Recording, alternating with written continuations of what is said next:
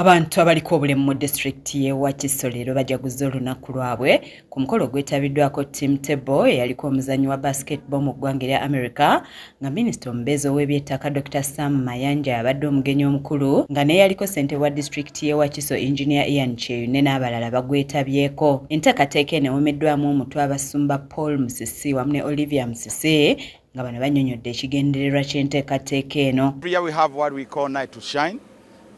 It is an international event we do with Team Table Foundation from USA.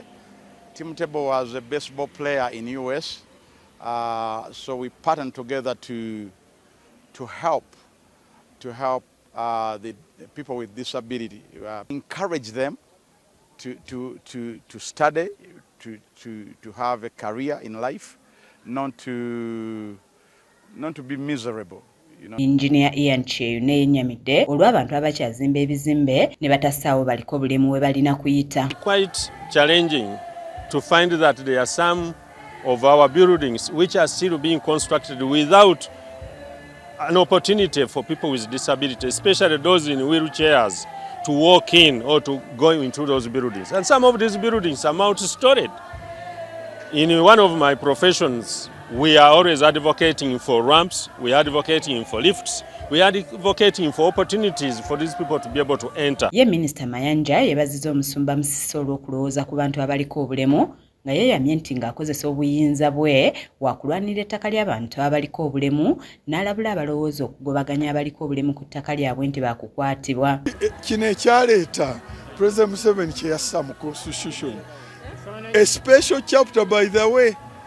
Okugamba nti n'abeebulimba weebwe ekifo ekyenjawulo kaakati bw'ojja ku ttaka edda nga n'okulamba oli kitaawe yamuzaala ne maama we naye olw'okuba aliko obulumi tamuwa ttaka naye kaakati kizzeewo mu mateeka gayo nti yenna munnayuganda oba oliko obulumi oba oli mwanvu oba oli mumpi oli entitled okufuna ettaka. Ng'engeri y'okubazzaamu amaanyi n'essuubi abantu bano abasobye mu bisatu baweereddwa ebintu ebikozesebwa mu bulamu obwa bulijjo. Abamu be twogeddeko nabo batotodde okusoomoozebwa kwe basanga ne beekokkola abo ababasosola. Bakubiriza abazadde iffe nga ffe abampi si buli bw'onaazaala omwana oba omusuule oba omugabire oba omusuule mu ttooyi.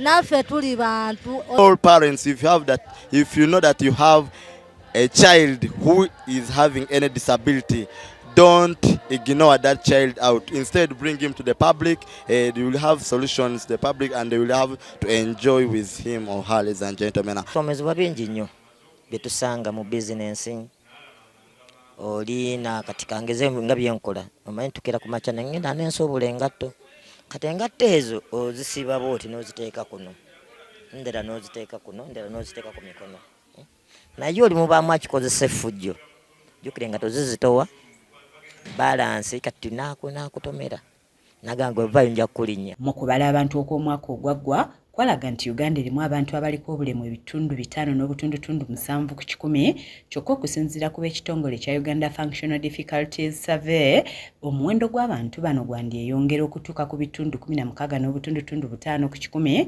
olw'obubenje n'ebintu ebirala ebiviirako abantu okufuna obulemu ku mibiri. Nze Annette Namatovu ku Lwaabwe-Wakiso TV Agaleero.